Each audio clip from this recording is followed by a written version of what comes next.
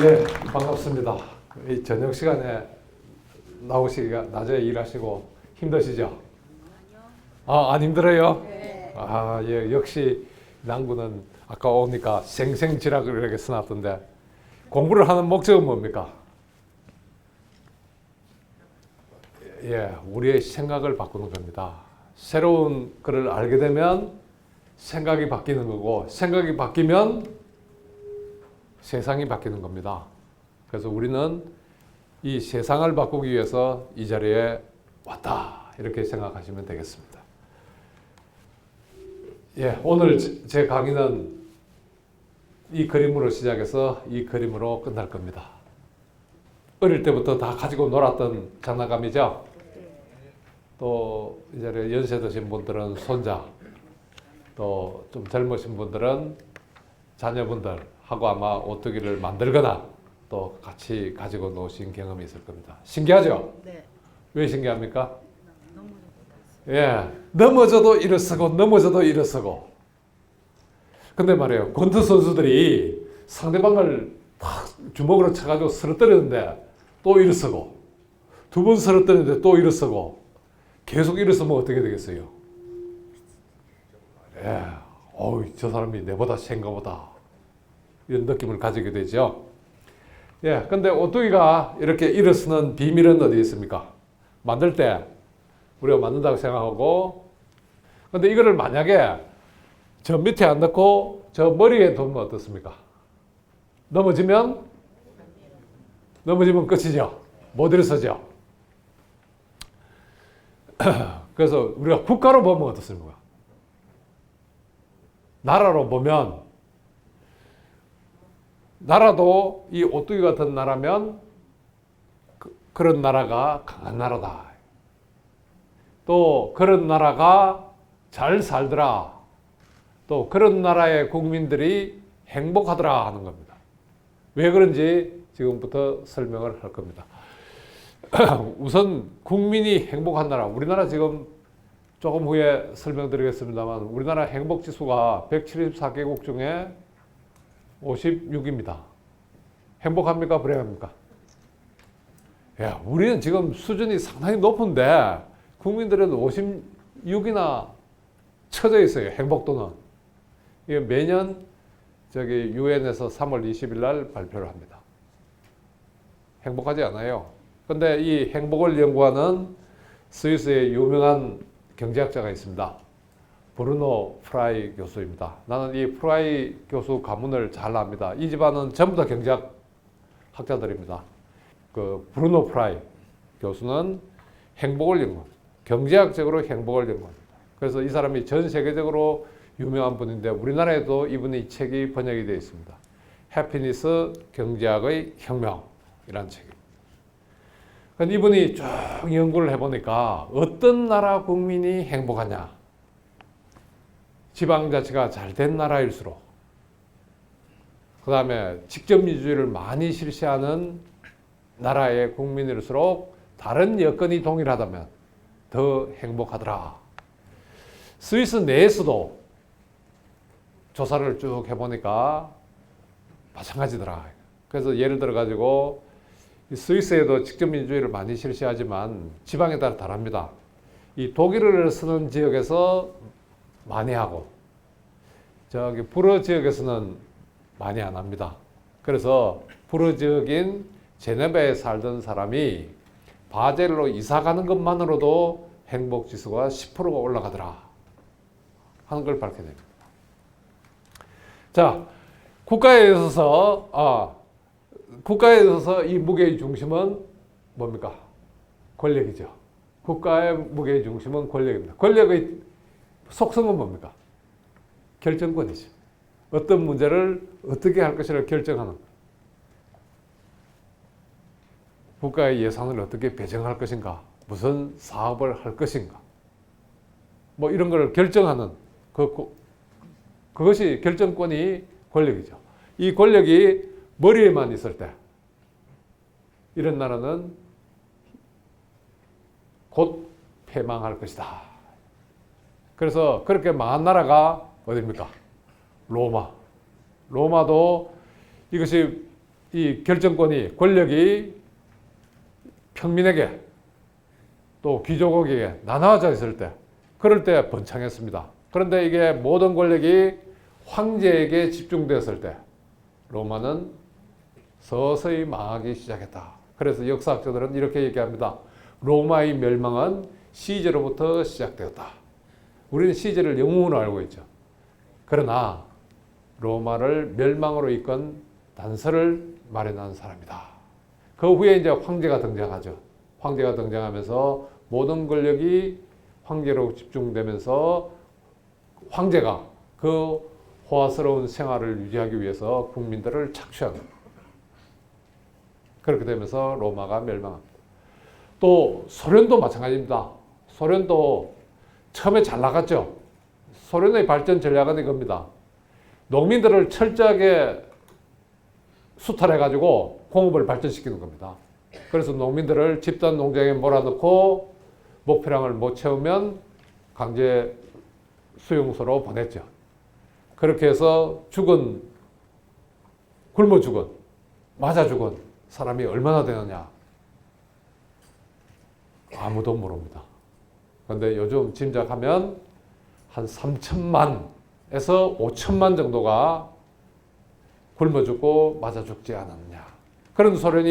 그래서 그런 소련이 생산성이 막 올라갑니다. 그렇게 수탈을 하니까. 그래서 그 미국의 유명한 경제학자인 사무엘슨이 굉장히 우리나라에도 한 80년대, 90년대 사무엘슨 경제학 가지고 공부했죠. 이분이 70년대 소련이 발전하는 걸 보고, 야, 소련이 1980년대가 되면 미국을 능가할 것이다.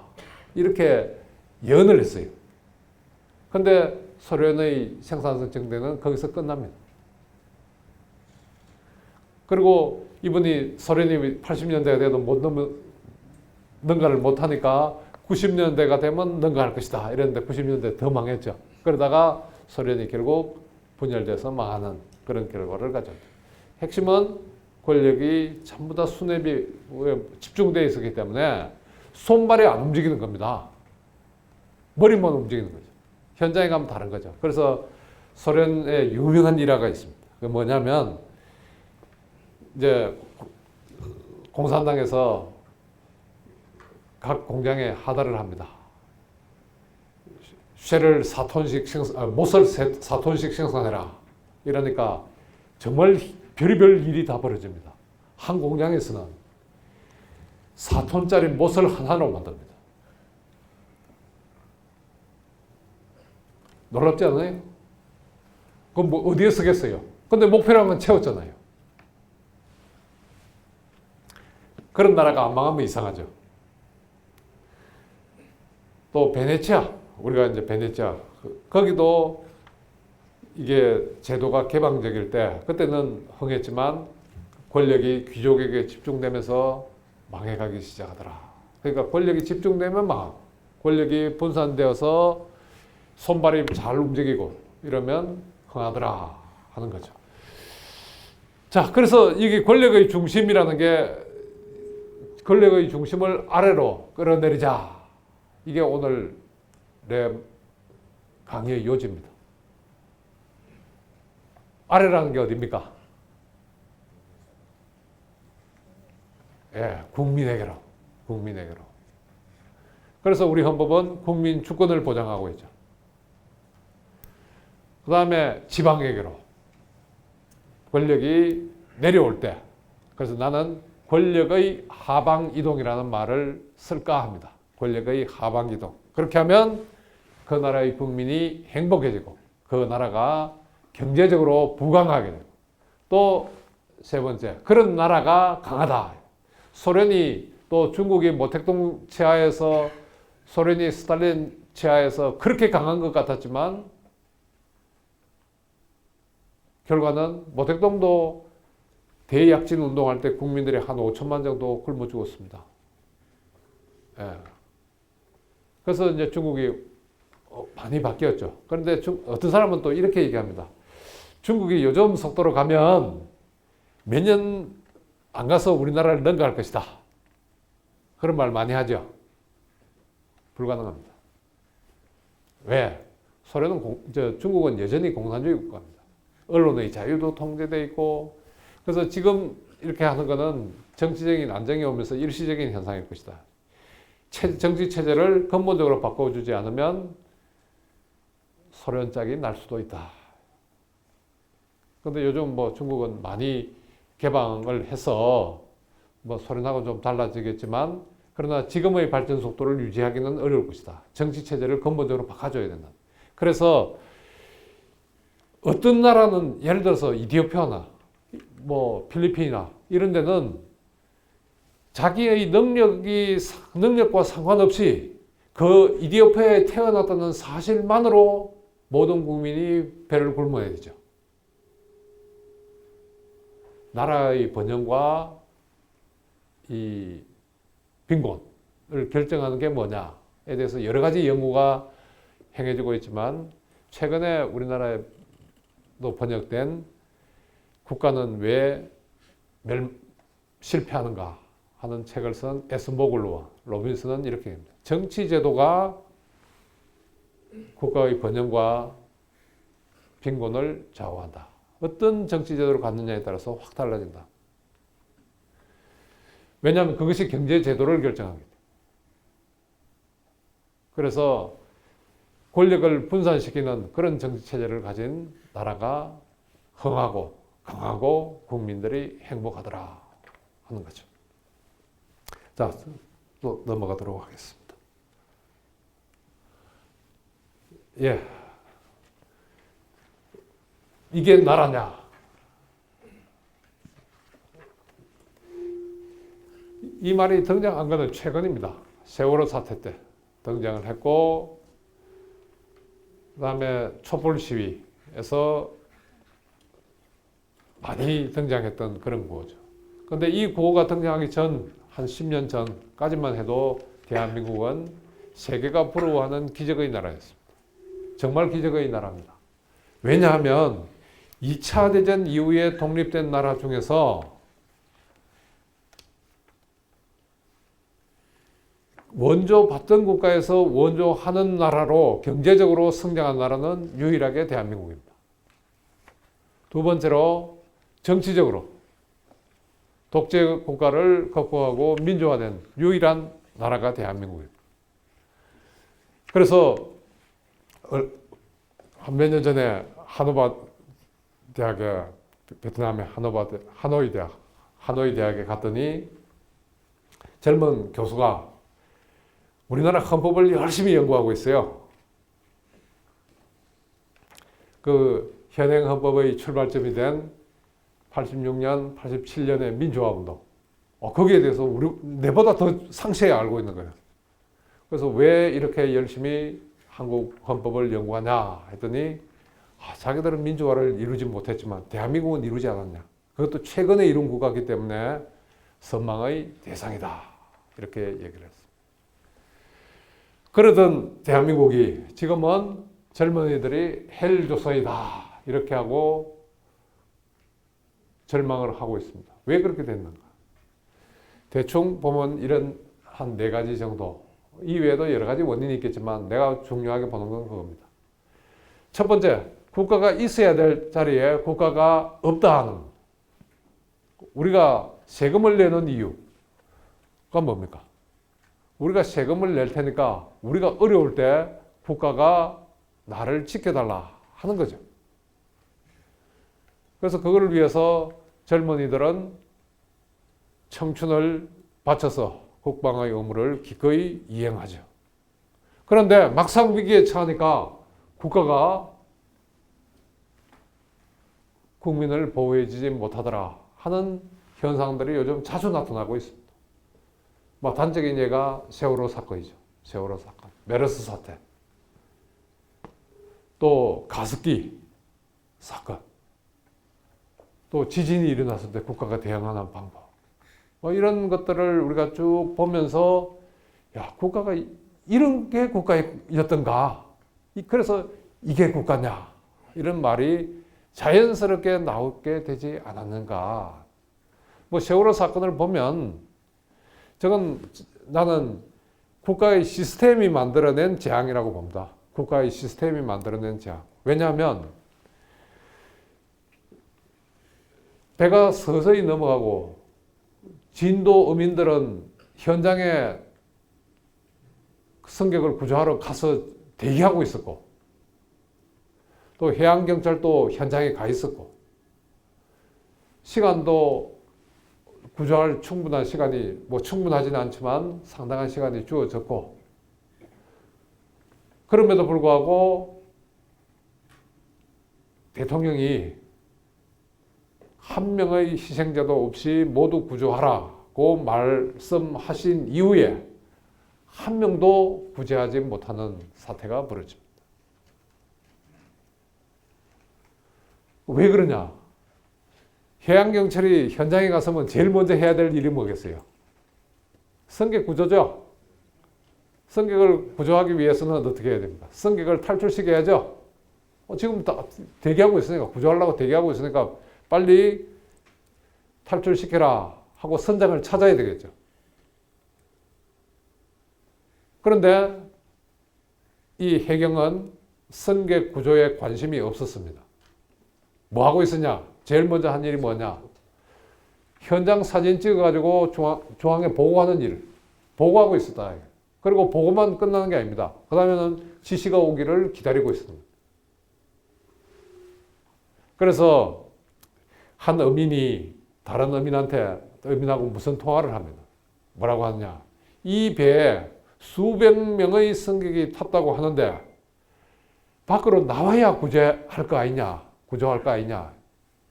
근데 배 안에서 무슨 일이 있었어요? 그 자리에 가만히 있으라. 그 자리에 가만히 있으라. 그래서 거기에 선장의 그 자리에 가만히 있으라는 명령은 국가의 명령입니다. 왜냐하면 선장의 지위는 청진해운의 종업이기도 하지만 다른 한편으로는 국가 권력을 행사하는 우리가 어려운 말로 공무수탁사인이라고 합니다. 공무를 위탁받아서 수행하는 그건 뭡니까? 국가기관입니다. 그런데 살아남은 사람은 누가 살아남았어요? 국가의 명령을 어기고 밖으로 나온 사람은 살아났고, 국가의 명령을 충실히 들은 사람은 다 죽었다.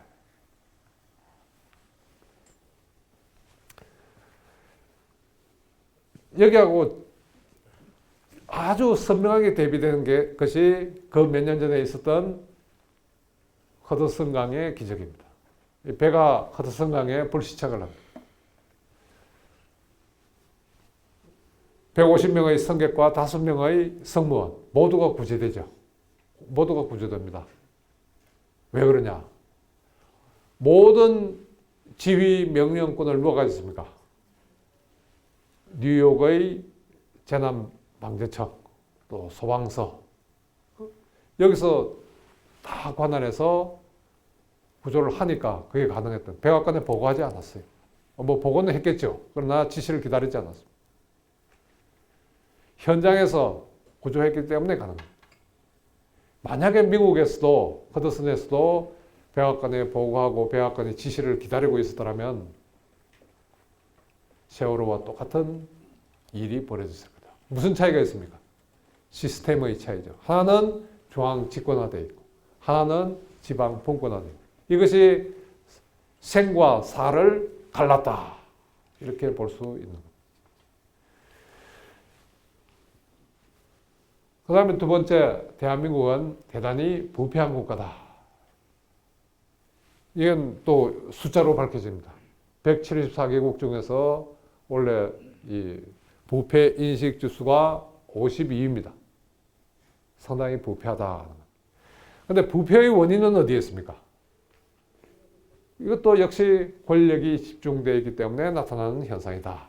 권력이 나눠져 있으면 뇌물을 갖다 바치려도 여러 군데 갖다 바쳐야죠. 많이 나눠져 있으면, 예를 들어서 국민들이 최종적인 결정을 갖는다. 이러면 우리 5천만 원한테 다 뇌물 매길 수 있는 사람이 있어요? 없잖아요. 그래서 이 부패는 권력 집중의 산물이다. 그래서 영국의 한 100여 년 전에 유명한 정치인이었던, 또 정치평론가였던 액턴경은 이렇게 말합니다. 모든 권력은 부패하는 경향이 있다. 절대 권력은 절대로 부패한다. 우리 많이 들었던 얘기죠. 누가 이 말씀을 잘 했습니까? 자주 했습니까?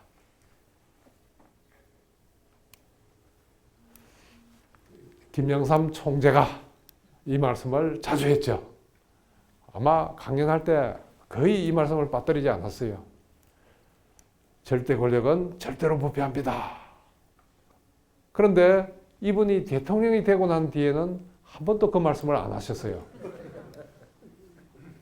그래서 그랬는지 아드님이 감옥에 가는 일이 발생했죠. 그러면서 그때 당시 문민 독재다. 문민 독재다. 제왕적 대통령제다.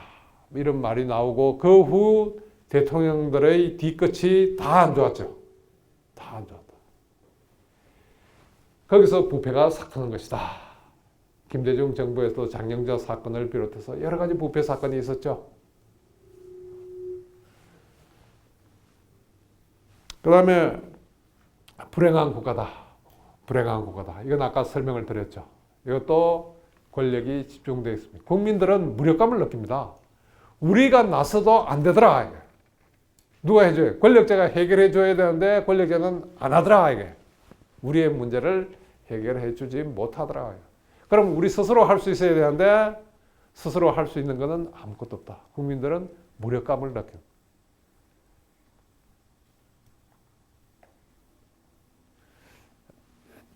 그 스위스가 왜 행복한가?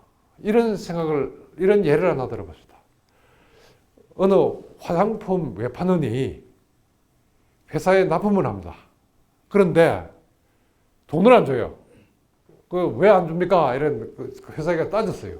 우리 회사에 적자가 나서 못 쓴다. 못 준다. 그래서 조사를 해보니까 회사는 망해가는데 적자인데 이 CEO들의 월급은 엄청나게 가져가더라. 그래서 이분이 화가 났어요. 그래서 헌법 개정안을 제안합니다. CEO의 월급을 제한해라. 그래서 헌법에 넣습니다. 소위 말하는 몰이 방지 헌법 개정, 몰이 방지를 위한 헌법 개정.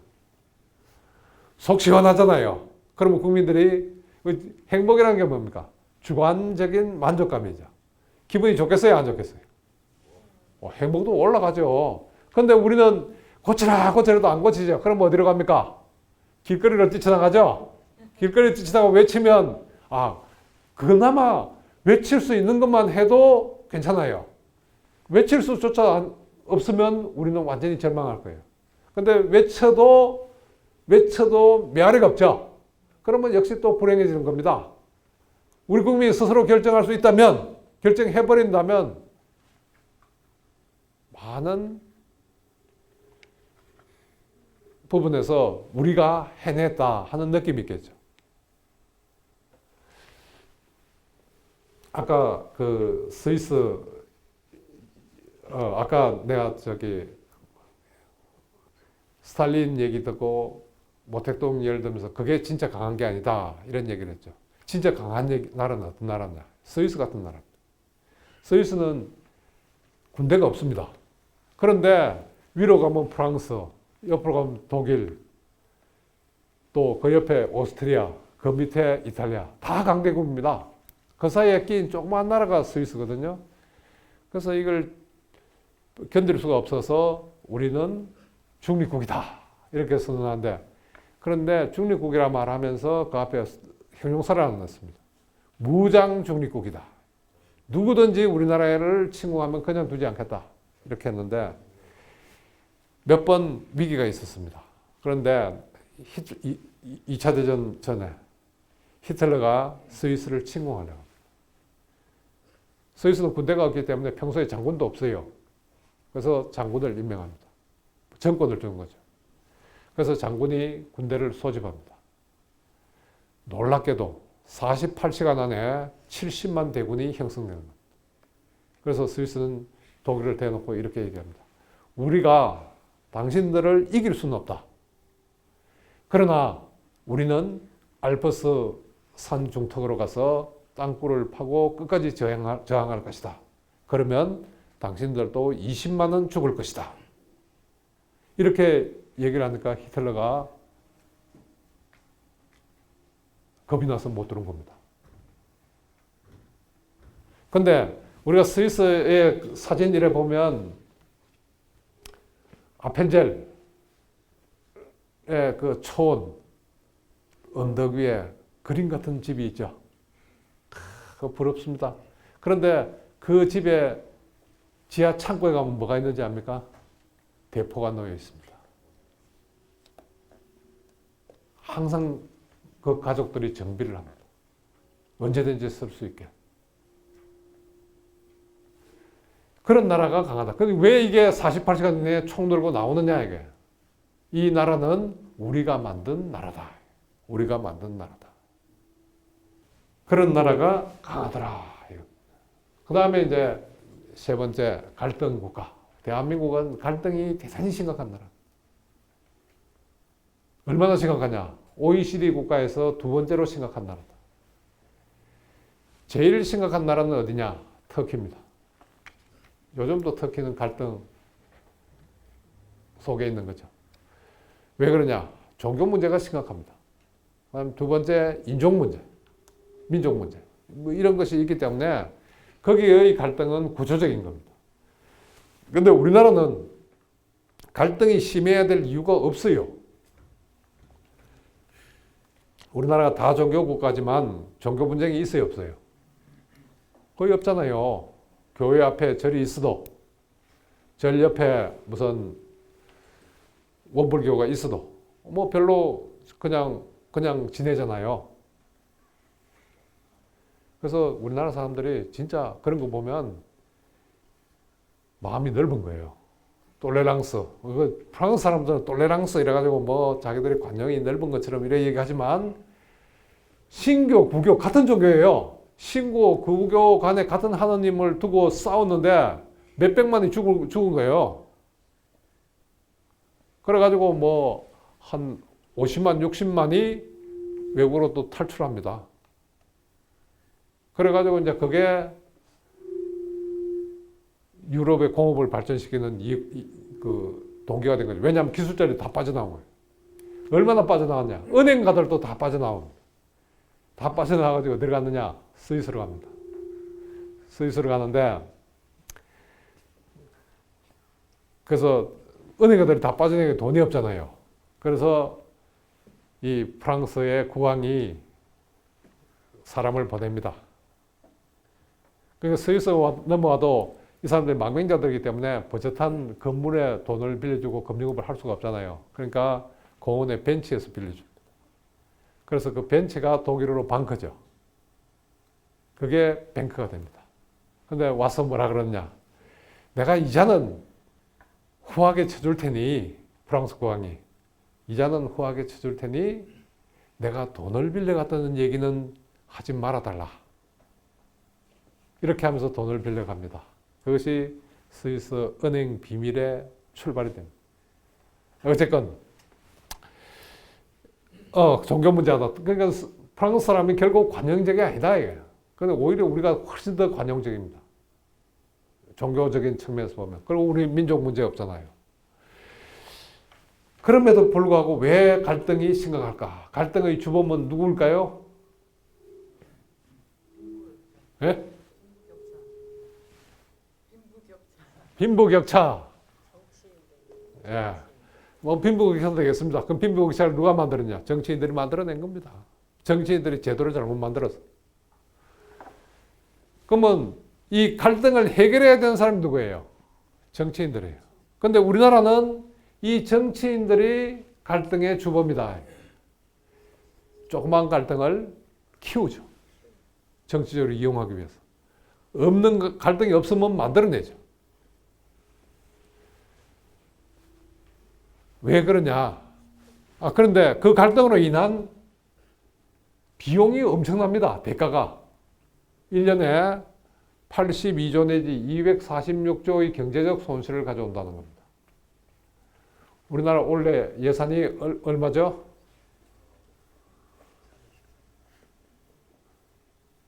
지금 400조 넘었죠.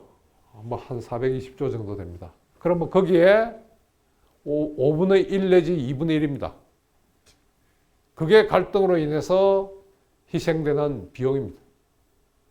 그래서 이 갈등을 OECD의 평균 수준으로만 낮출 수 있어도 1년에 7% 내지 21%의 경제 성장이 가능하다는.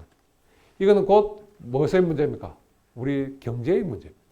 갈등은 갈등으로 끝나는 게 아니라 경제 문제로 직결되는 거예요. 이거는 삼성경제연구소에서 밝혀낸 겁니다. 근데 왜 이렇게 정치인들이 갈등을 만들어내느냐? 그것도 역시 정치 제도 때문에 그렇습니다. 우리나라는 선거에서 이긴 세력이 모든 걸 갖죠. 승자 독식. 진 사람은 모든 걸 잃어버리죠. 그러니까 선거가 끝나는 순간 다음 선거에 전념합니다. 5년 후를 전념합니다. 그래서 진 야당은 여당이 정치를 못하도록 발목을 꽉 잡아야죠. 그래서 국무총리 임명할 때부터 태클을 걸죠. 장관 임명. 근데 지금 그랬듯이 5년 전에는 어떻습니까? 지금의 여당이 5년 전 지금 야당이 집권했을 때 똑같이 태클을 걸었죠. 이게 없어지지 않을 것이다. 정치제도를 바꿔주기까지는 없어지지 않을 것이다. 그런데 승자도 패자도 적당하게 권력을 나누는 국가들에서는 선거가 그렇게 치열하지 않습니다. 왜냐하면 저도 권력의 일정 부분을 가지기 때문에 그렇습니다. 예를 들어서 스위스 같은 예를 들면 제1당 7명으로 연방정부를 구성하는데 제1당이 장관 2명을 차지합니다. 제2당이 2명 차지합니다. 제3당이 2명 차지합니다. 제4당은 1명을 차지합니다. 죽자사자 싸울 필요가 있겠어요? 어차피 권력을 차지하는데. 그래서 그런 시스템을 스위스에서는 콩코르단츠 체제다 이렇게 얘기합니다. 말이 어려워서 나는 화합정치 체제다 이렇게 번역을 합니다. 우리는 뭡니까? 대결정치입니다. 그래서 이긴 자는 패자가 다시 일어서지 못하도록 짓밟고 패자는 승자가 일을 못하도록 발목을 잡는 그런 대결 정치를 우리가 하고 있습니다. 나라가 잘 되겠어요? 안 망하면 이상한 나라입니다.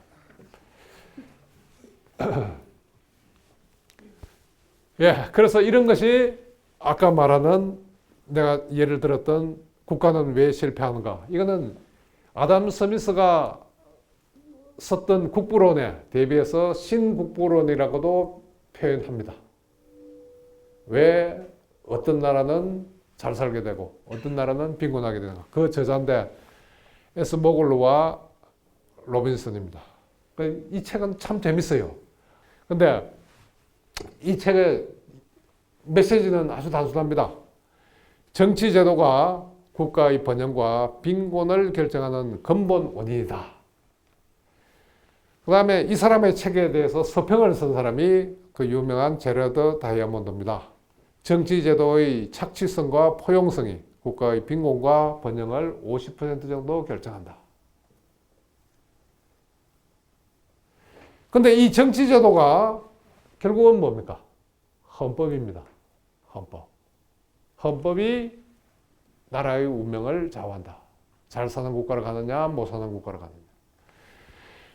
그래서 이 노벨 경제학상을 받은 부캐넨은 경제의 실패보다 중요한 것은 헌법의 실패다. 정치의 실패보다 중요한 것은 헌법의 실패다.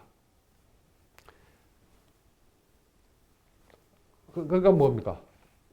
헌법을 잘 만드는 것이 경제 발전과 정치 개혁의 핵심이다. 가장 중요한 근본 요인이다. 이런 거를 얘기한 거죠. 예. 예, 5월 10일자 한국일보의 만평입니다. 이 그림을 딱 보니까 맞다 싶은 생각이 드는 거예요. 이분 누굽니까? 예, 당선된 분이죠. 이제 10일부터 대통령이 됐으니까 바로 대통령이 된 거죠. 근데 우리가 대선 과정에 무슨 경쟁을 했습니까? 내가 운전을 잘한다는 경쟁을 한 겁니다. 내가 대한민국 호를 잘 끌고 갈 수 있도록 내가 운전을 잘한다. 나는 준비됐다. 이런 경쟁을 치열하게 한 거죠. 근데 막상 운전대에 딱 앉아보니까 어떻게 됐습니까? 차는 망가져 있고 핸들을 돌리는데 바퀴가 움직이질 않아요. 야, 어떻게 해야 될까요? 운전석에 앉아가 계속 핸들만 돌리면 됩니까? 악셀레이터만 밟으면 됩니까? 차를 바꿔야 돼요. 예, 차를 바꿔. 여기 차가 뭐예요, 이게? 이게 헌법입니다. 이게 헌법이에요. 그래서 대선 과정에 내가 잘 아는 후보자들이 만날 때마다 야, 우선 차부터 고쳐라. 이랬는데 그 대선 후보자들이 다 선거 끝나고 나서 고치겠다. 뭐 이렇게 했어요. 그래서 내가 친한 후보자한테 그랬어요. 아이고, 고장난 차, 그 운전 잘하면 뭐하노? 내가 그 얘기 한 적이 있어요. 예, 지금까지 절망적인 얘기를 했는데, 이제 희망적인 얘기도 좀 합시다. 너무 이게 우리가 이런 문제가 있다고만 얘기하면 굉장히 우울해지죠. 예, 그래도 이제 우리가 어딘가 대안을 제시해줘야지. 희망을 제시해. 근데 희망이 있더라 하는 겁니다. 우리나라 아직까지 희망이 남아있더라. 그게 어디냐? 그게 지방이다.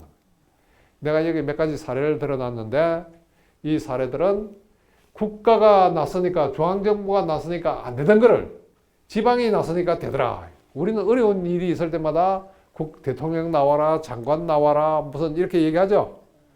근데 그런 중앙정부가 나서면 해결이 안 되던 거를 지방정부가 나서니까 해결되는 사례들이 축적이 돼요. 그 중에 가장 우리가 피부로 느끼는 게 뭡니까? 몇 가지 있지만 화장실 개선. 이건 가장 획기적인 일이죠.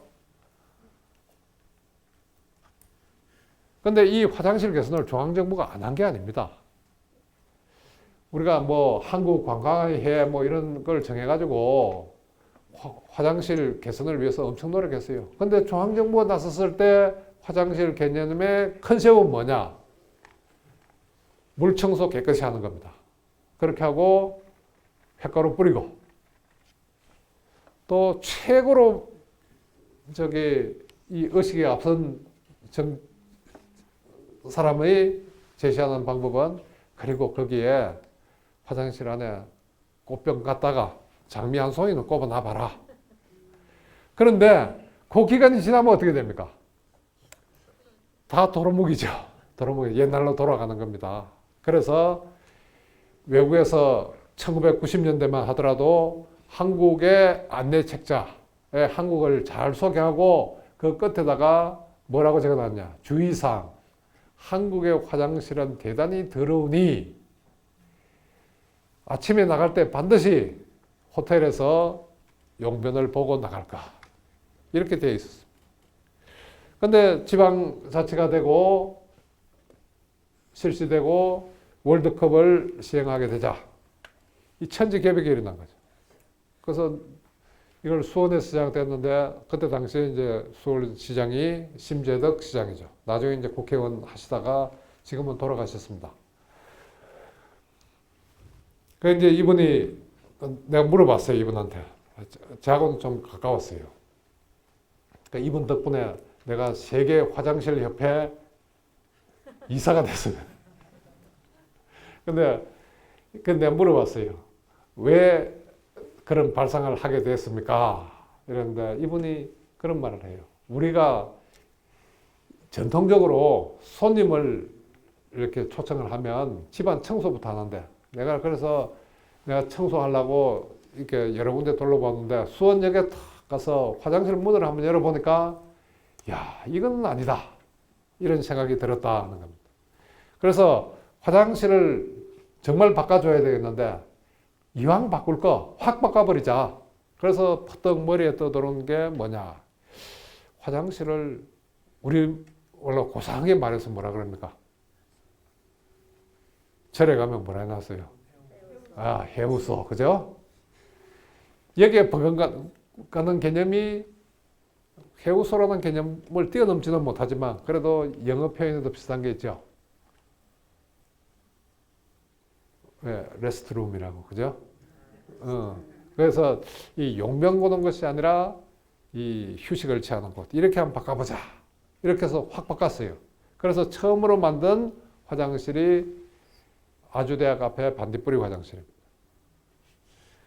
그래서 내가 이제 그 화장실에 가봤어요. 가봤는데 등산객들이 너무 좋아하는 거예요. 그래서 등산객들이 어떻습니까? 이렇게 얘기했더니 아, 요즘은 우리 딸이 소풍을 가도 수학여행을 가도 걱정이 없습니다. 옛날에는 막 어디 간다 하면 이 화장실 때문에 걱정을 했는데 그래서 너무 좋다 이런. 근데 언론도 좋아했을까요? 그때 반딧불이 화장실이 개선이 됐을 때 언론에서 어떻게 얘기했냐.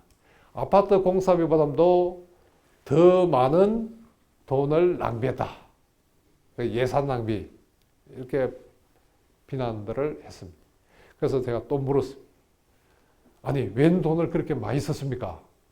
이렇게 얘기했더니 시장님이 그런 얘기예요. 아, 교수님 알지도 못하고 신문만 보고 그러십니까? 아파트를 공사할 때는 거기에 가스도 들어오고 전기도 들어오고 교통 접근로도 다 만들어져 있는데 이 공중 화장실은 멀리 떨어져 있으니까 그거를 다 기반 시설을 새로 해야 됩니다. 거기에 돈이 많이 들었습니다. 이렇게 얘기해요. 근데 어쨌건 이걸 만들어 놓고 보니까 좋죠. 다 좋아합니다. 그랬더니 이게 소문이 금방 퍼져요. 다른 지방에서도 그 소문을 듣고 수원 화장실 구경하자. 이래가지고 전국에서 몰려듭니다. 하도 많이 몰려들어가지고 수원시에서는 일일이 안내할 수도 없고 그래서 매주 목요일 날 3시에 수원역 앞에 화장실 투어 셔틀버스를 준비를 해가지고 돌립니다. 근데 우리나라 사람들이 보면, 좋은 걸 보면 어떻게 해? 자기도 해야죠. 자기도 해야죠. 이게 뭡니까? 학습 능력입니다. 좋은 걸 보고도 모른 척 하면 그건 미련한 겁니다. 학습 능력이 없는 겁니다. 그래서 우리나라에 1, 2년 만에 화장실이 전국적으로 개선이 됩니다. 그렇게 하고 또 이제 중앙정부의 철도 화장실 이런 거면 지저분하게 안 되죠. 그래서 이제 중앙정부도 바꿉니다.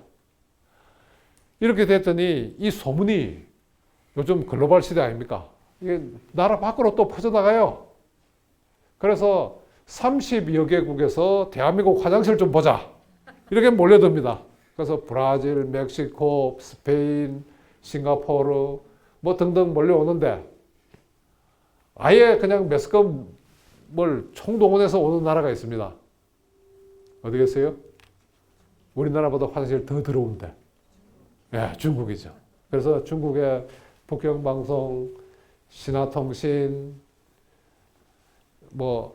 인민일보, 이런 언론사들이 몰려와가지고 이제 하나하나 다 찍어가 뺏겨갑니다. 근데 인민일보의 기사에 이런 게 납니다. 대한민국의 화장실은 와서 보니까 정결할 뿐만 아니라 문화의 향기가 흐른다. 야, 90년대하고 불과 몇 년 사이에 천지개벽한 겁니다. 그러니까 이걸 이제 이런 사례를 해석을 잘 해야 됩니다. 그래서 내가 이제 이 사례를 조사를 했어요. 여기에 관여했던 공무원도 만나고 시민단체 화장실 협회 사람도 만나고 시장도 만나고 뭐 다 만났어요. 그래서 정말 공무원은 완전히 이런 공무원만 여기 공무원도 몇 분 계시죠? 이런 공무원만 있으면 대한민국이 달라지겠다는 생각이 들어서 야, 당신 같은 사람 한 지방에 10사람만 있으면 진짜 대한민국이 바뀌겠다. 근데 왜 그러냐면 이 사람은 어디 가나 화장실부터 열어본다는 거야. 그래서 하도 그래서 저녁을 먹으면서 얘기 들으니까 교수님 저는 지금 잘려도 평생 먹고 살 건 있습니다. 왜요? 화장실 공부를 하도 열심히 하다 보니까 특허를 몇 개 냈다. 그래서 내가 그 아주대학에 내 친구가 있길래 불러냈어요. 불러내서 이 사람 제자로 좀 받아라. 대학원에 입학시켜가지고 제대로 한번 키워봐라. 이렇게 소개를 해준 적이 있습니다. 자, 근데 해석을 잘해야 되는데 이거 뭡니까? 한 지방이 바꿔서 국가 전체를 바꾸는데 다른 지방을 바꾸고 또 위로 국가를 바꾸어낸 또 나아가서 세계를 바꾸어낸 일대 사건이다. 지금 수천 건이 지금 쌓이고 있어요. 근데 이걸 그 지방에서 포장을 잘 못해요. 이 난구도 여러 가지 있어요.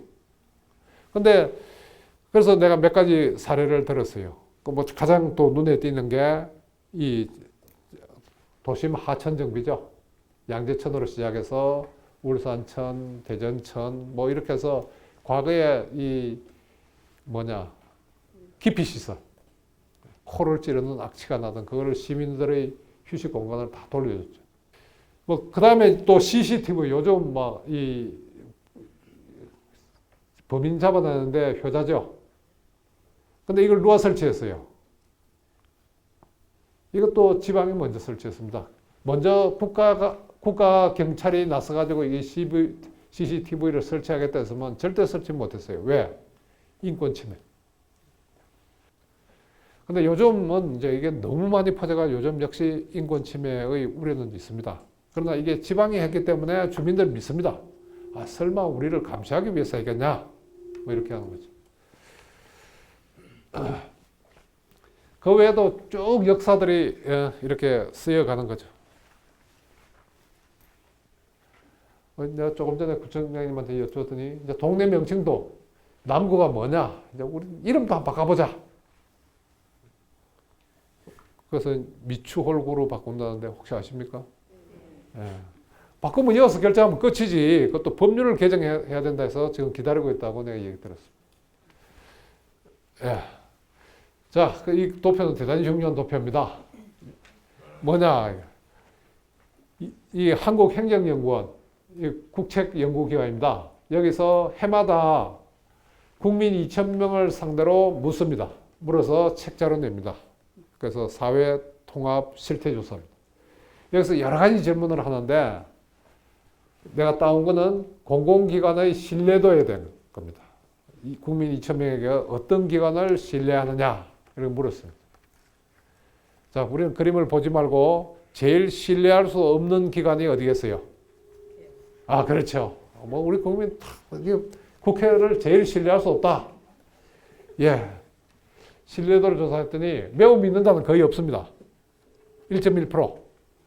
조금이라도 믿느냐? 11.5%. 그러면 12.6%가 조금이라도 믿는다. 거꾸로 얘기하면 87%는 조금도 안 믿는다는 겁니다. 조금도 안 믿는 겁니다. 야, 큰일이죠. 국민의 대표기관이 국민의 신뢰를 가장 못 받고 있다. 그 다음에 두 번째로 중앙정부의 부처를 믿느냐? 이런 물었습니다. 그랬더니 2.2%는 아주 믿는다. 22.4%만 조금이라도 믿는다. 합치면 24.6%가 조금이라도 믿는다. 그럼 75%는 조금도 안 믿는다. 그러니까 우리가 어려운 일이 있고 힘든 일이 있으면 중앙정부 나와라는데 신뢰도는 저렇게 낮습니다. 저게 2015년만 해도 저거보다 훨씬 높았습니다. 37%였어요. 조금이라도 믿는다는 게. 그게 한 10여 프로가 빠진 거죠. 지방자치단체를 믿느냐 했더니 3.5%가 매우 믿는다. 이거 38.1%가 조금이라도 믿는다. 이렇게 나왔습니다. 아주 높은 건 아닙니다. 그러나 상대적으로 보면 가장 높습니다. 이제 국민들이 아는 겁니다. 지방이 나서면 그래도 중앙정부가 나서는 것보다 국회가 나서는 것보다는 더 믿을만 하다. 청렴도 조사를 했는데 어디가 깨끗하냐 했는데 똑같은 결과입니다. 그런데 이러한 조사 결과는 미국도 마찬가지입니다. 미국도 연방정부에 대한 신뢰가 가장 낮고 그 다음에 주정부, 그 다음 지방자치단체가 가장 높게 나옵니다. 왜 그럴까요? 중앙정부나 주정부는 돈은 많이 쓰는데 어디 쓰는지 모르겠다. 근데 지방정부에서 하는 거는 상당히 주민들이 알 수 있고 통제가 가능하다 이렇게 보는 거죠. 앞으로 격차는 더 커지지 않을까 이렇게 봅니다. 그럼 여기서 한번 물어봅시다. 우리가 일을 맡기는데 믿는 사람한테 맡기겠어요? 못 믿는 사람한테 맡기겠어요? 근데 지금 일을 어디에 제일 많이 맡겨놓고 있죠? 모든 중요한 결정을 국회에서 하잖아요. 법률로 만들어야 되니까. 또 중앙정부. 법률의 반 이상은 또 중앙정부가 만들죠. 그러니까 결국은 중앙정부, 국회 이거 합쳐가지고 거기에 가장 중요한 일들을 맡기고 있는데 국민의 신뢰는 가장 낮다. 이렇게 볼 수 있는 거죠. 자, 그래서 헌법 개정을 해줘야 되는 겁니다. 헌법 개정을 해요. 그러니까 이게 많은 사람들은 묻습니다. 헌법을 왜 개정해야 되냐? 그래서 내가 헌법에 대한 미신. 헌법은 개정하면 안 된다. 법률을 개정하면 되지. 또 특히 많은 사람들이 잘 운용하면 되지. 뭐 헌법에 무슨 문제가 있다고 또 개정하나? 이런 말들을 많이 합니다. 그런데 다시 돌아가서 그래서 자꾸 그런 사람한테 내가 이제 설명을 잘 해야 될 거 아닙니까? 그래서 나도 여러 가지 생각을 합니다. 그래서 맞다. 요즘 우리 모든 국민이 차를 운전할 때 뭘 씁니까? 내비게이션을 쓰죠. 이걸로 비유를 하면 되겠다. 헌법이란 뭐냐? 정치가 나가야 될 방향을 제시하는 내비게이션이다. 헌법이 지시한 대로 가는 겁니다. 그런데 우리가 자동차의 내비게이션을 있던 길이 없어지고 또 길이 새로 생기고 이래도 업데이트 안 하고 계속 달고 다니면 어떻게 됩니까? 무용지물이 되고 딴 데 가는 거죠. 그러면 우리 헌법은 언제 만들었냐? 30년 전에 만들었다. 그 사이에 세상이 바뀌었습니까? 안 바뀌었습니까? 우리나라 대한민국을 뭐라 그럽니까? 다이나믹 코리아. 얼마나 많이 바뀌었어요. 그러니까 이 헌법 87년 만들 때 우리는 세계화라는 말도 몰랐습니다. 근데 오늘 우리는 세계화 덕분에 먹고 살고 있잖아요. 수출을 통해서. 또 이때 당시에 지식정보사회라는 말도 몰랐습니다. 근데 요즘 우리는 IT 산업 뭐 이렇게 하면서 이걸 가지고 먹고 살고 있잖아요. 엄청나게 바뀐 겁니다. 그런데도 불구하고 헌법은 30년 전에 만들어 놓고 한 번도 업데이트 안 한 겁니다. 이건 뭡니까? 헌법이 중요하니까 창고에 열어놓고 방치해 놓은 겁니다. 안 건드린 겁니다. 관리를 안 한 겁니다. 그러니까 이 정치에 대해서 경제에 대해서 잘못된 시그널을 계속 보내고 있는 겁니다. 그래서 정치가 엉망이 되고 경제가 우리가 선진국의 문턱까지 갔다가 더 나아가지를 못하고 있다. 젊은이들은 직장을 구하지 못해가지고 헬조선을 외친다. 그래서 헌법을 개정해야 되는가? 우리가 제일 부러워하는 경제적으로나 정치적으로 부러워하는 나라가 스위스나 독일이죠. 여기 보니까 독일은 1949년 우리보다 1년 늦게 헌법을 제정했는데 1914년까지 60차례 헌법을 개정했다. 매년 개정합니다. 그 다음 스위스는 보니까 1848년 이후에 150여 차례 헌법을 개정했다. 근데 이 나라는 헌법이 하나가 아닙니다. 독일은 17개의 헌법을 가지고 있습니다. 왜냐하면 연방헌법이 하나고 16개 주의 헌법이 있기 때문입니다. 스위스는 27개의 헌법을 가지고 있습니다. 연방헌법 하나에 26개 칸톤 헌법이 있습니다. 이 칸톤 헌법도 기본권이라든지 국가 조직이라든지 다 규정하고 있는 그야말로 헌법입니다. 그러면 이거는 주 헌법은 안 바뀌냐? 그것도 자주 바뀝니다. 그렇기 때문에 1년에 수차례씩 헌법 개정이 일어나고 있다. 이렇게 볼 수 있습니다. 우리나라 사람 미국에서 공부를 많이 하고 왔죠. 그래서 미국에서 공부한 사람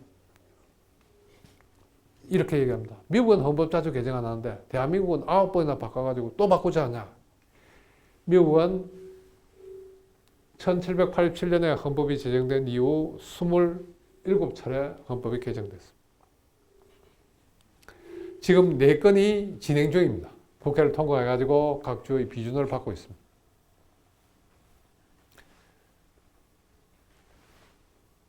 근데 미국은 헌법이 몇 개냐? 51개다. 연방헌법 한 개에 50개 주헌법. 이 주헌법은 안 바뀌냐? 그것도 자주 바뀝니다. 그러면 미국에서도 역시 헌법 개정이 1년에 수차례 진행이 되고 있다. 그래서 어떤 사람들이 헌법은 언제 바꿔야 되냐? 그런데 다시 반문을 합니다. 내비게이션은 언제 업데이트 시키죠? 안 맞으면 바꿔야 되는 겁니다. 안 맞으면 바꿔야 되는 겁니다. 헌법 현실을 감당하지 못할 때는 언제든지 바꿔줘야 된다.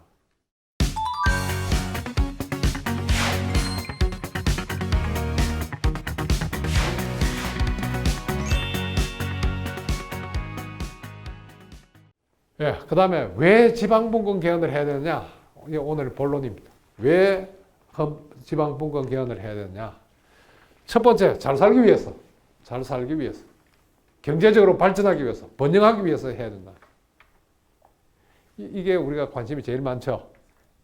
그 다음에 국가가 작동하기 위해서. 아까 말하는 국가 부재 상태를 극복하기 위해서. 왜냐하면 중앙정부는 지금 뭐든지 다 하려고 하다 보니까 한 가지도 제대로 잘하는 게 없다 이거예요. 너무 많은 일을 하려고 보니까 능력이 분산이 돼가지고 어떤 일도 제대로 못하는 그런 사태가 초래되고 있다. 그럼 지방정부는 어떠냐? 뭐 하려고만 하면 권한도 없이 왜 나서냐? 하지 마. 이거죠. 그래서 지방은 손발이 묶여서 일을 처리할 수 없습니다. 중앙정부도 작동을 못하고 지방정부도 작동을 못하면 그건 나라 망하는 거죠. 그래서 지금 그런 상태이기 때문에 국가가 정상적으로 작동하기 위해서는 어떻게? 지방의 손발을 풀어줘야 되고 중앙정부는 큰 일에 집중해야 돼. 큰 일에 집중해. 그래야 능력이 회복이 된다. 기능이 회복된다. 하는 거죠. 그 다음에 통일을 위해서 또 분권이 필요하다. 왜냐하면 통일된 국가는 한 나라가 분단되어 있거나 또 여러 나라가 한 나라로 통합되는 경우에는 전부 연방국가로 갑니다. 그게 통합의 기술입니다. 연방제도라는 것이. 그 중에서 우리가 경제에 관심이 많으니까 내가 도표를 하나 가져왔습니다. 이 도표는 2009년도에 유럽 공동체 EU의 그 지역위원회가 만든 겁니다.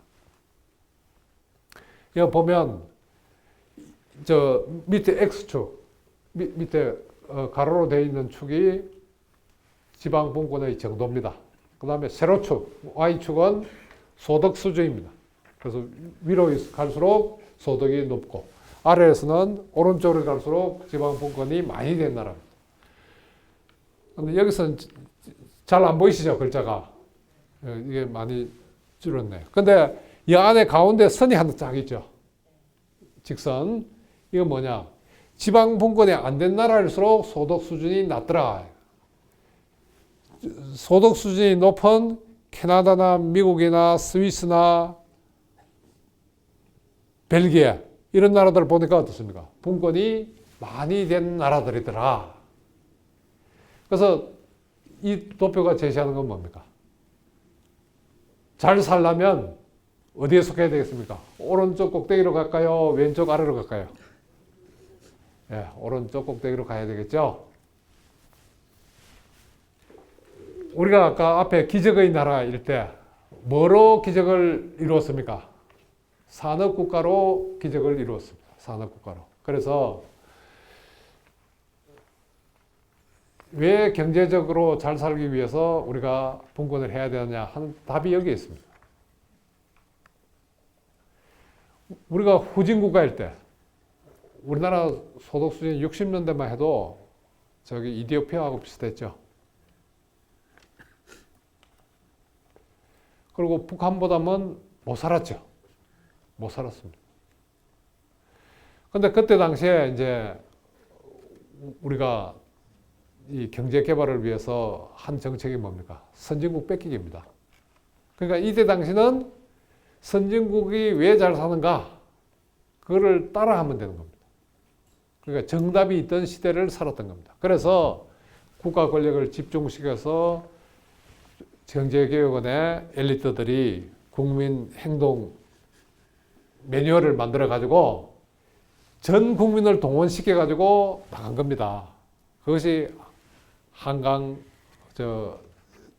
기적의 비밀입니다. 그런데 이제 우리가 어느 정도 발전하다 보니까 분야에 따라서는 우리가 최전선에 있습니다. 우리 앞에 없어요. 그러면 답이 있어요, 없어요? 답이 없는 시대를 우리는 살게 되었다. 혹시 답이 있더라도 가서 뺏겨 올라니까 엄청난 로열티를 요구하죠. 어떻게 해야 됩니까? 이제 우리 스스로가 답을 찾아야 됩니다. 근데 답을 찾는 게 그냥 찾아집니까? 많은 실수를 하고 실패도 해야죠. 그런데 국가가 실패하면 어떻습니까? 전국이 실패하는 거죠. 실패하더라도 지방이 실패하면 그 지방만 어려운 거죠. 그러니까 이제는 다양한 실험을 해야 되는데 그 실험을 하기 위해서는 국가 전체를 실험 대상으로 삼을 수는 없다. 그러면 어떻게? 위험을 각 지방으로 위험을 분산시켜서 실패하는 데는 실패하는 데를 보면 저렇게 하면 안 되는구나. 그럼 다른 길을 찾아봐야 되고 또 성공하는 지방에 있으면 예를 들어서 화장실이나 정보공개나 이런 것처럼 성공한 데가 있으면 어떻게 됩니까? 확 따라가면 되죠. 이렇게 해서 스스로 정답을 찾아서 나가는 겁니다. 그래서 요즘 시대에 중앙정부가 지시한 거 중앙정부도 답을 모릅니다. 근데 시키는 대로만 하면 성공하겠어요? 예, 성공 못합니다. 예, 다시 앞으로 돌아가서 엘빈 토플러 얘기를 들어가겠습니다. 이 우리나라 사람들이 제일 영향을 많이 받은 특히 정치인들이 좋아하는 분이 엘빈 토플러입니다. 우리한테는 70년대부터 많은 영향을 미쳤죠. 뭐 예를 들어서 제3의 물결, 미래의 충격, 뭐 이때부터 시작해가지고 최근에 뭐 부의 이동이라든지 뭐 등등. 근데 이제 이분 돌아가셨어요. 근데 정치인들은 출마하려면 이분하고 사진 찍은 거를 걸어놓는 거를 과시용으로 걸어놨죠. 근데 이분이 대한민국을 위해서 보고서를 하나 씁니다. 위기를 넘어 21세기 한국의 비전. 이건 인터넷에 치면 그대로 뜹니다. 국가적인 자산입니다. 이런 분한테 용역서 하나를 부탁하면 돈을 얼마나 줬겠어요? 내가 아무리 조사해봐도 얼마를 줬는지는 안 나와요. 엄청 줬을 겁니다. 한 100페이지 정도 되는 겁니다. 근데 이 사람의 한국에 이때는 언제냐? IMF 뒤끝입니다. IMF 때 우리가 경제 위기를 겪고 어떻게 앞으로 대한민국의 운명을 개척해 나갈 것인가 하는 데 대한 지침입니다. 그래서 2001년도 6월에 엘빈 토플러가 한국에 와서 대한민국 대통령에게 이 보고서를 바칩니다. 이 보고서의 서문은 이렇게 시작합니다. 한국은 지금 선택의 기로에 있다. 그 선택은 다름 아닌 종속국가로 남을 것인가 아니면 선도국가로 남을 것인가 하는 것이다. 그 다음이 중요합니다. 선택은 반드시 조속하게 이루어져야 된다. 그런데 이 보고서가 나온 이후 벌써 16년이 지났습니다. 대한민국 바뀌었습니까? 예, 기업은 좀 바뀌었어요. 먹고 살아야 되니까. 기업의 아이템이 좀 바뀐 거죠. 그때 이 보고서에 보면 기업은 어떻게 바뀌어야 되냐. 이제 꿀뚝 산업사회를 그러니까 소품종 다량 생산. 이 산업사회를 극복하고 BTIT를 결합한 고부가 가치 산업으로 산업 구조를 바꿔야 된다. 그거는 조금 이행이 됐어요. 그 외에 노조를 바꿔라, 교육을 바꿔라, 뭐 등등 여러 가지 학교, 더구나 이제 창조적인 다양성 교육을 해야지 또 공장형 학교 안 된다. 이런데 학교는 지금도 여전히 거기에 머물러 있죠. 노조도 마찬가지. 그러면서 근본적으로 주문한 게 있습니다. 정치도 바꿔라. 정부를 획기적으로 바꿔라. 왜냐? 아까 말하는 우리 개발 시대, 산업화 시대에는 중앙 집권적인 중앙 엘리트 관료들이 주도하는 그런 정치 구조가 효율적이었을 수 있지만 이제 지식산업사회는 전혀 통하지 않는다. 그것이 오히려 걸림돌이 된다. 그렇기 때문에 정부를 확 바꿔줘라. 오늘날 박정희식의 개발 모델을 가져오면 또 그래서 시도를 한 대통령들이 있죠. 다 실패하는 겁니다. 이제는 맞지 않는 겁니다. 왜? 우리가 이미 그런 정치 체제 또 경제 체제를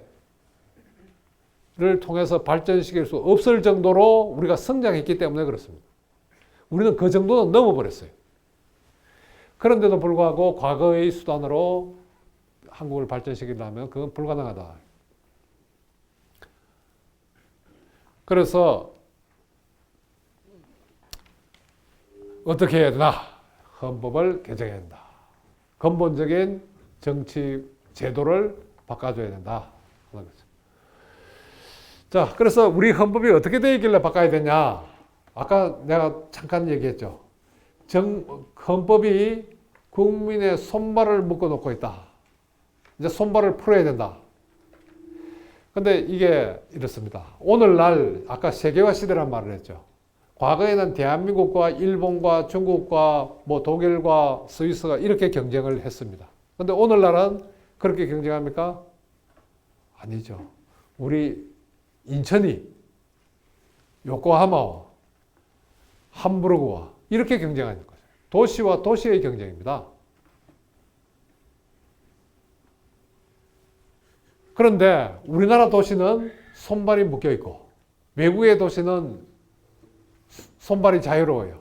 그 100m 달리기를 하는데 한쪽은 다리가 자유롭고 한쪽은 끈으로 다리를 묶어놨고 어디가 이겼습니까? 당연히 결과는 뻔한 겁니다. 근데 왜 내가 손발을 묶어놨고 대한민국의 도시들이 손발이 묶여있다고 얘기를 하느냐? 그 이유입니다. 지방에서는 법령의 범위 안에서 정책을 수립해야 된다. 조례를 정한다는 게 정책을 수립하는 거예요. 그런데 이 법령은 우리의 세세한 부분까지 다 규정해 놓고 있습니다. 그래서 이 말은 다시 뭐냐? 지방정부는 중앙정부가 법령의 형식으로 정해놓은 것만 해라. 시키는 것만 해라. 시키는 대로만 해라. 시키는 대로만 해라. 이 뜻입니다. 시키는 대로만 해라. 그 다음에 조세법률주의라든가 재형법정주의, 그 다음에 기본권 제한을 할 때는 법률에 근거해야 된다. 이런 조항은 뭡니까? 시키는 것만 해라는 겁니다. 시키는 것만. 그러니까 법률로 시키는 것만 해라. 자, 우리 사람으로 보면 시키는 것만 하고 시키는 대로만 하는 그런 우리가 애들이, 우리 자녀분들에게 부모가 얘기하면 시키는 대로만 하고 시키는 것만 하고 이런 애들을 여러분 보면 장래가 유망합니까?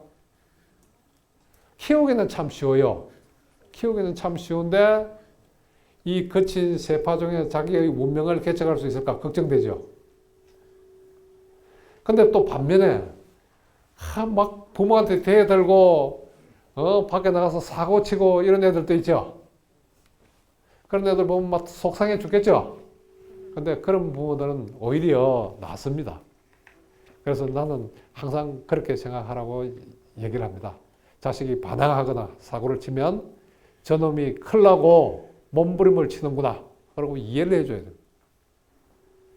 지방은 다를까요? 아까 뱃속에서 밖에 나가지 말고 방에 머물고 있어라. 그 말을 잘 들은 사람은 애들은 어떻게 됐죠? 다 죽었잖아요. 근데 상황을 딱 판단하니까 아니야. 명령했지만 내 살 길 찾아야 되겠어. 이런 애들은 살아남았잖아요. 야, 이게 경제 문제를 넘어서 이게 삶과 죽음의 문제일 수도 있다는 거예요. 지방이 정답도 모르는 국가의 법령으로 만들어진 그거를 그대로 따라가고 그대로만 해도 되겠습니까? 뭔가 발전하고 남보다 앞서가려면 남이 안 하는 걸 해야죠. 근데 국가가 안 시킨다고 안 하고 가만히 있으면 지방이 발전하겠어요? 발전 못 하잖아요. 그래서 내가 지금 헌법이 국민의 지방의 손발을 묶어놓고 있다. 이렇게 얘기하는 거예요. 지방의 손발뿐만 아니라 국민의 손발도 묶어놓고 있어요. 그 얘기는 조금 이따가 하겠습니다. 그래서 이 지방을 뭐로 만들어 놓고 있냐? 헌법은 정신 능력이 좀 모자라는 이런 피후견인 또는 미성년자 취급을 하고 있는 겁니다. 정신 능력이 모자라니까 시키는 대로만 해라, 시키는 것만 해라. 그러니까 미성년자나 피후견인들은 법정 대리인의 동의를 얻어야죠. 국가가 법률로 동의해 주는 것만 해라. 그대로만 해라. 그래서 우리 인천시가 인구가 한 300만이 넘지만 할 수 있는 일이 뭐이냐? 스위스의 인구 1000명짜리 지방자치단체가 가진 것보다도 할 수 있는 일이 10분의 1도 안 된다. 그럼 스위스의 내가 인구 487명짜리 그 방문을 해봤어요. 세금 스스로 정해가 세율 해마다 주민들이 손들어가지고 다 결정합니다. 하나 또 놀라운 거는 스위스에 이민하려는 사람이 많지 않겠어요? 그럼 조건은 3년 이상 거주할 것입니다. 근데 이거를 저녁에 요 시간에 주민들이 모여가지고 그때 가보니 7명이 이민을 신청했어요. 그 이제 요 앞에 앉혀놨다가 각자 소개를 합니다. 각자 소개하고 나가라 그래요. 그리고 주민들이 결정을 합니다. 그래서 내가 물어봤어요. 아니, 이민은 스위스 국적을 부여하는 건데 어떻게 지방에서 하냐? 우리나라에서 법무부에서 한다. 이렇게 얘기했더니 그 사람 반색을 하면서 이렇게 얘기해요. 저 사람이 어떤 사람인지, 우리의 이웃으로 살아갈 수 있는 사람인지, 우리보다 더 잘 아는 내가 어디냐? 우리는 3년 동안 저 사람을 지켜봐 왔다. 연방정부에서 뭘 아냐? 그래서 지방에서 통과시키면 연방정부에서 자동적으로 인정합니다. 그런 결정까지도 인구 487명짜리 지방에서 결정합니다. 인천시에서 세금 매길 수 있습니까? 또 뭐 기본권 제한 아무것도 할 수가 없는 겁니다. 그래서 내가 손발이 묶여 있다. 그래서 이게 지금 오늘날 무한 경쟁이다 하는데 외국은 자유롭게 달리는데 우리는 발목에 족쇄가 채워져서 깡충깡충 뛰어가야 되는 경쟁이 안 된다 이겁니다. 그래서 그것이 국가와 지방의 발전을 저해하고 있다 하는 거죠. 그래서 이건 공자가 2000년 전에 했던 심한 욕입니다. 누구한테? 장문정이라는 사람을 욕을 한 겁니다. 그건 장문정이 누구냐? 노나라의 재상입니다. 공자의 공국이죠. 그런데 노나라가 못 살았어요. 왜 욕을 했느냐? 장문정은 기절위자요. 절위자는 위자는 벼슬입니다. 벼슬을 훔친 자다. 쉽게 얘기하면 장문정은 벼슬 도둑이다. 벼슬 도둑이다. 왜 그러냐? 장문정은 자기는 일을 안 합니다. 일을 할 줄 모릅니다. 무능합니다. 그런데 유능한 사람이 찾아오면 벼슬자리 청구를 안 합니다. 그럼 자연적 나라가 망하는 거죠. 그래서 벼슬 도덕이다. 이렇게 표현을 했습니다. 만약 공자가 우리나라에 온다면, 지금 온다면 어떤 얘기를 할까? 역시 이 얘기를 하지 않을까. 국회와 중앙정부는 해야 할 일은 안 하면서 지방이 일을 하려고 하면 못하게 한다. 지난번 메르스 사태 때 중앙정부 뭐 했어요? 우왕좌왕하고 해서 지방이 나서가지고 정보를 공개하려 했더니 국회에서 뭐라 그랬어요? 범법행위다. 처벌하겠다. 이렇게 했죠. 예, 그래서 앞으로 헌법 개정을 어떻게 해야 될 것인가? 이제 지방으로 권력을 하방 이동해야 됩니다. 이것을 지방 분권이라고 얘기합니다. 또 일반 국민에게로 내려보내야 됩니다. 이거를 나는 국민 분권이라고 부르고자 합니다. 지방 분권, 국민 분권. 그 다음에 정부 내에서도 권력을 한 기관에 너무 집중시키지 말고 분산시켜야 된다. 우리가 상권분립을 배웠지만 세 기관 간에만 아니라 정부 안에서도 분권하고 그 다음에 국회 내에서도 분권하고 이렇게 권력을 좀 분산시켜야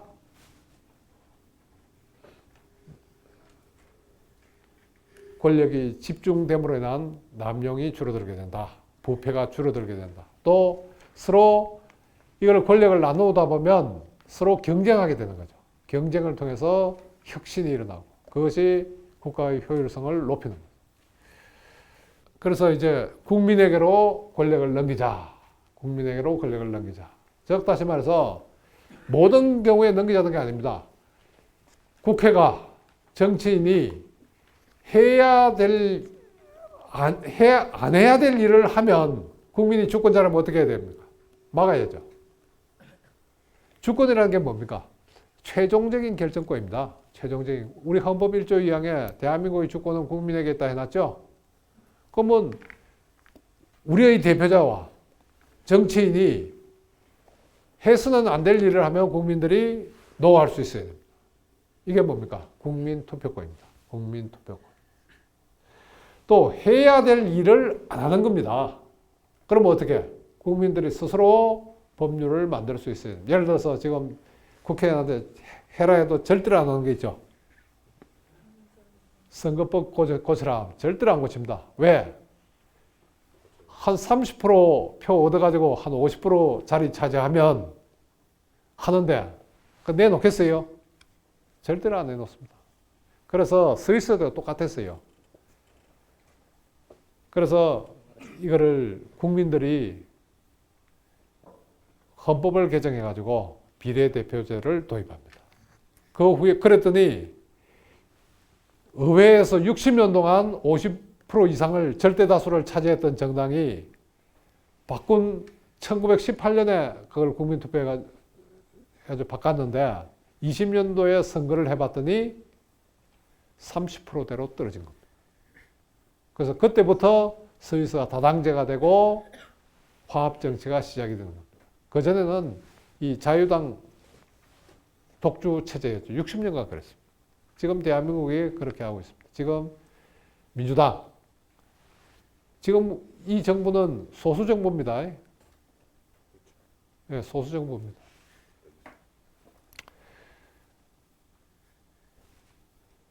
또 한국당.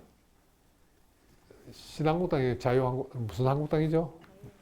이름 당명을 하도 자주 바꾸니까 하여튼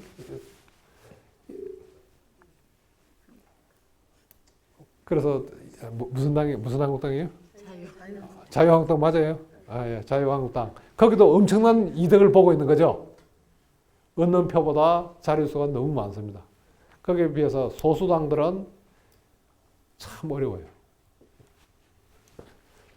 그래서 그런 거를 국민들이 스스로, 국회의원들은 절대로 안 합니다. 다수의 국회의원들은 절대로 안 합니다. 그래서 이런 걸 국민들이 스스로 해결해 낼 수 있어야 된다. 근데 우리나라도 국회의원들요, 보좌관 비서 몇 명인지 압니까?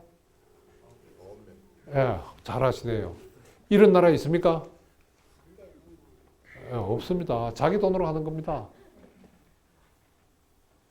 근데 이 사람들이 막 여야가 싸우다가도 이거 하자 이러면 비서 하나 늘리자 이러면 금방 합의하죠. 또 이 국회의원의 세비 결정 막 그것도 막 반대가 없습니다. 이런 거 어떻게 해야 되겠어요? 국민들이 제동을 걸어줘야 됩니다. 국민들은. 저기 스위스나 스웨덴이나 독일 같은데 비서 없습니다. 어떻게 하냐?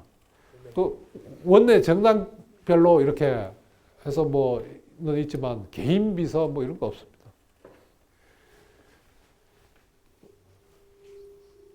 그런데 지금은 이런 거를 할 수 없도록 국민을 주권을 박탈해 놓고 있습니다. 무장해제시키는, 국민을 무장해제시키는. 여기에 이걸 도입해야 이제 국민들이 최종적인 결정을 할 수 있는 무기를 갖게 됩니다.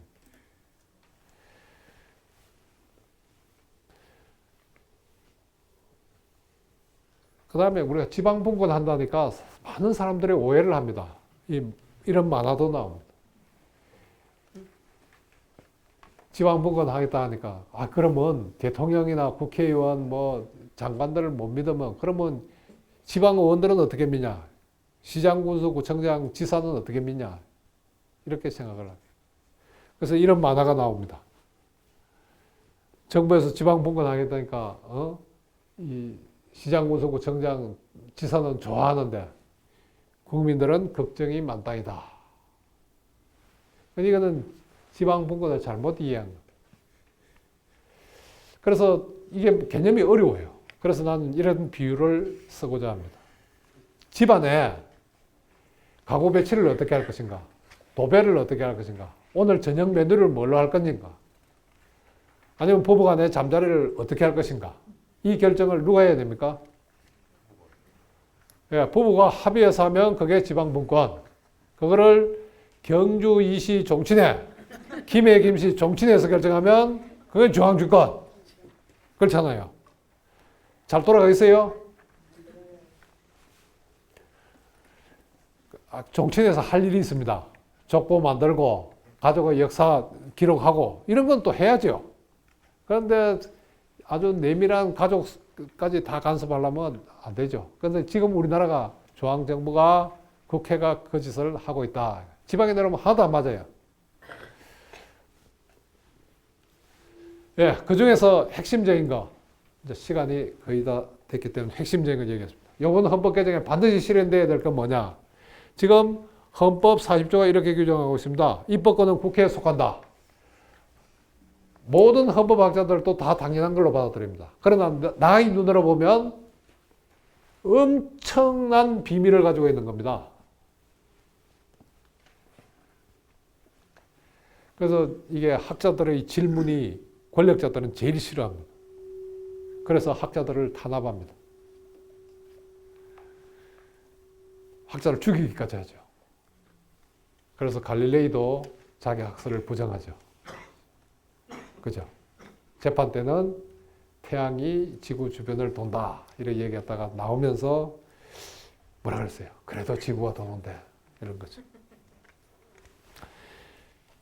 입법권이 국회에 속하면 또 행정권은 정부에 속하고 우리 헌법이 그렇게 규정합니다. 사법권은 법관으로 구성된 법원에 속한다. 그럼 국민에 속하는 건 뭡니까? 헌법 1조 2항에 대한민국의 주권은 국민에게 있고 모든 권력은 국민으로부터 나온다. 입법권은 국회, 그 다음에 행정권은 정부에, 또 사법권은 법원에 속하는데 뭐가 국민으로부터 나옵니까? 아무것도 없잖아요. 그래서 이거는 바로 주권의 찬탈 행위다. 언제 이렇게 되냐? 5.16 때 이렇게 만들었습니다. 5.16 이후에 개정된 헌법에서. 그럼 그 전의 헌법은 어떻게 되냐? 입법권은 국회가 행한다. 이렇게 돼 있어요. 행, 속, 글자 하나 차이인데 그게 뭐 큰 차이입니까? 완전히 의미를 바꿔놓고 이거는 뭡니까? 국회 주권주의를 선언한 겁니다. 그래서 나는 이것이 일종의 반역행위다. 이렇게 보는 거죠. 그 정도로 국민을 무력화시키는. 그래서 내가 국회에서 국회의원들한테 국민 발언권을 줘가지고 국민 입법을 해야 한다. 국민이 법률을 정할 수 있어야 된다면 국회의원들이 발적 화를 냅니다. 발칵 화를 냅니다. 아니 입법권이 국회에 속하는데 어떻게 국민이 법률을 제정한단 말이냐. 헌법 1조 2항을 완전히 부정한 게 이겁니다. 그래서 이걸 어떻게 바꿔야 되느냐. 입법권은 국민과 주민에 속한다. 종친회와 가정. 그죠? 종친회에 속하는 건 종친회. 가정에 속하는 건 가정회. 국민과 주민은 직접 또는 그 대표기관인 국가나 지방의회에 위임하여 입법권을 행사한다. 스스로 할 수도 있고 또 우리 일상생활 바쁘니까 대부분은 국회에 맡겨놓더라도 잘못되면 뒤집을 수 있어야 된다. 이런 거죠. 이게 가장 중요한 거고요. 그 다음에 두 번째 의문. 법률은 왜 국회만 정해야죠? 근본적인 의무입니다. 그럴 이유가 전혀 없죠. 우리 일상생활에 대한 거는 지방이 법률로 정하고 외교나 국방, 통화, 도량형 이런 거는 전국적으로 통일이 필요하니까 국가가 정하면 될 것이다. 그러니까 지금 어느 정도로 지방이 손발에 묶여 있냐면 얼마 전에 서울시의원이 내한테 전화를 했어요. 우리 동네 청년들이 밤마다 소주병을 가져와가지고 술 마시고 어린이 놀이터에서 술을 마시는데 시끄러워서 잠을 잘 수가 없습니다. 소주를 마시고 그냥 가는 게 아니라 소주병을 깨가지고 놀이터에 버리고 갑니다. 그러니까 다음날 애들이 나가 놀다가 발배가 들어오고 난립니다. 그래서 저거를 금지하려고 했더니 못하라 합니다. 왜? 조례는 법률의 위임이 있어야 할 수 있다. 이런 규정 때문에 그렇다. 그렇게 손발에 묶여 있습니다. 지방에서 저걸 직접 정하면 안 됩니까? 국회가 저런 것까지 신경 쓸 수 있겠어요? 그러니까 과부하에 걸리는 겁니다. 그래서 안 하는 겁니다. 그래서 지방에서, 그래서 이번 헌법 개정의 가장 중요한 게 지방의 손발을 풀어서 지방이 스스로 법률을 정해서 독자적인 정책을 펼 수 있도록 하는 것. 그렇게 되면 지방에서 다양한 문제 해결책이 나오고 혁신이 나오고 그것이 국가를 변화시켜 나갈 것이다. 아까 우리가 앞에서 봤던 이 화장실 개선이라든가 정보 공개 조례라든가 이런 거는 손발을 묶어놔도 그런 게 나온 겁니다. 손발을 풀어놓으면 이제 희망은 지방에서 나오게 된다. 자, 나머지는 참고해 주시고요. 이제 마지막, 그러면 내가 이렇게 많은 큰 걸 요구를 했는데 되겠냐? 하는 건데, 지난 대선 때 내가 대표로 있는 단체에서 5명의 후보자들하고 다 협약을 체결했습니다. 대국민 협약. 유일한 그 협약 체결 단체입니다. 그래서 지금 대통령인 문재인 당시 후보하고도 체결을 했습니다. 뭐냐면 넷째, 지방에서 법률을 제정하도록 한다. 그 다음에 국민 발언제, 국민 투표제, 국민 소환제를 도입하고 헌법 개정, 국민 발언 도입을 헌법에 명시한다. 언제까지? 2018년 지방선거 때까지 한다. 그래서 문재인, 이기우 등등 이렇게 서명을 했습니다. 또 다음 장은 홍준표입니다.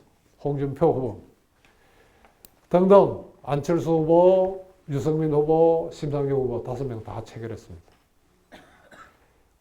대통령 후보자의 공약은 곧 정당의 공약이죠. 그러면 정당들이 지켜야 되겠죠? 지킬까요? 네, 그래서 개헌될까? 나는 굉장히 회의적입니다. 아까 국회에 대한 신뢰도 몇 프로였죠? 조금이라도 신뢰한다. 12.6%입니다.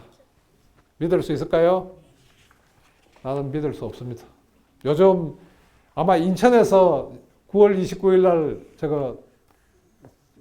헌법 개정 공청회 할 거예요. 나도 나갑니다.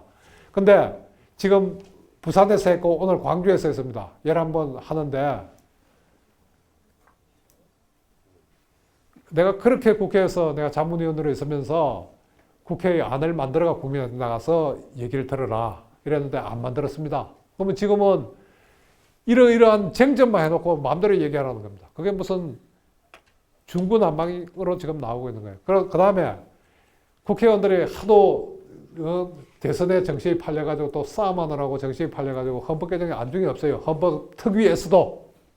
그래서 이러다가는 개정 못하겠다 해서 자문위원 사안을 다 만들었어요. 그래서 그거를 국민한테 제시하고 그것에 대해서라도 의견 받자 이랬더니 이 사람들이 뭐라 그러냐. 사당 간사들이 모여가지고 자문위원회에서 만든 안은 토론의 자료로 제시하면 안 된다. 이래서 막아놓고 있어요. 막은 이유가 뭔지 압니까? 국민의 혼란을 초래한다. 국민의 혼란을 초래하면 국민의 다른 얘기는 왜 듣냐. 예. 그래서 못 믿는 겁니다. 그래서 어떻게 해야 되냐. 이제 개헌의 동력을 우리 국민들이 나서야 된다. 여기서 토플러가 이렇게 얘기합니다. 광범위한 공중 토론을 시작하자. 그래서 헌법 개정은 우리가 해내야 된다. 근데 이거는 간단합니다. 어떻게 하느냐. 헌법 개정에 부정적이고 또 헌법에 잘못된 내용을 넣은 지역구 의원이 있으면 우리가 항의 메일을 보내는 겁니다. 메일도 보내고 만나면 항의하고 그 다음에 우리 여론을 친구들하고 뭐 밥 먹으면서 술 마시면서 이런 얘기를 하면 이게 곧 여론이 되는 겁니다. 그래서 이렇게 하기 위해서는 우리가 아까 내가 이번 개헌에서 제일 중요한 게 뭐다 그랬죠?